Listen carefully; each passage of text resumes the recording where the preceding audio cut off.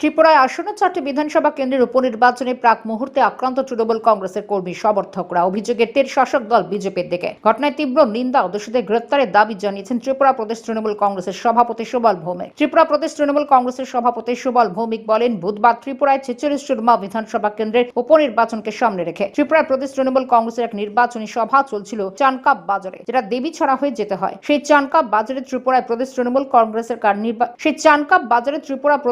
কংগ্রেসের নির্বাচনী সভায় বল্লভ মালাকার, দীপক মালাকার, অবিনাশ মালাকার, তাপস মালাকার নামে কয়েকজন তৃণমূলের কর্মী কংগ্রেসে যোগদান করেন। সেই চানকাপ বাজারে ত্রিপুরা প্রদেশ তৃণমূল কংগ্রেসের নির্বাচনী সভায় বল্লভ মালাকার, দীপক মালাকার, অবিনাশ মালাকার, তাপস মালাকার নামে কয়েকজন কর্মী তৃণমূল কংগ্রেসে এদিন যোগদান করেন। তারা কেন তৃণমূল কংগ্রেসে যোগদান করেছেন সেই ঘটনার পরিপ্রেক্ষিতে বুধবার রাত প্রায় 11টার সময় বিজেপির কিছু দুর্বৃত্তকারীরা তৃণমূল কংগ্রেসের কর্মীদের বাড়িতে হঠাৎই চড়া হয়, লাঠি দা নিয়ে আক্রমণ চালায় বলে অভিযোগ। বাদ যায়নি 3 বছরের একটি শিশু। ঘটনায় তীব্র নিন্দা এবং দোষীদের গ্রেফতারির দাবি জানিয়েছেন ত্রিপুরা প্রদেশ তৃণমূল কংগ্রেসের সভাপতি সুবল ভৌমিক। উপনির্বাচনের আগে যথেষ্ট পরিস্থিতি উত্তপ্ত এমনটাই আশঙ্কা করা হচ্ছে।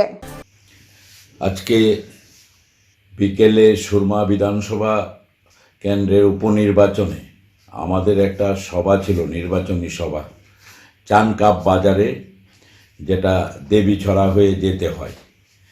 সেই বাজারে আজকে আমাদের বল্লভ মালাকার, দীপক মালাকার, অবিনাশ মালাকার, তাপস মালাকার নামে কয়েকজন কর্মী যোগদান করে আজকে দেখা যায় রাত্রি প্রায় 11টার সময় সেখানে কিছু দুর্বৃত্ত, ভারতীয় জনতা পার্টির দুর্বৃত্ত তাদের বাড়িতে গিয়ে দা লাঠি টাঠি নিয়ে আক্রমণ করে। আর আজকে চানকাপ বাজারে এতটাই বড় সভা হয়েছে, এত মানুষ যোগদান করেছে, মানুষের বাঁধ ছিঁড়ে গেছে, ধৈর্যের বাঁধ ভেঙে গেছে।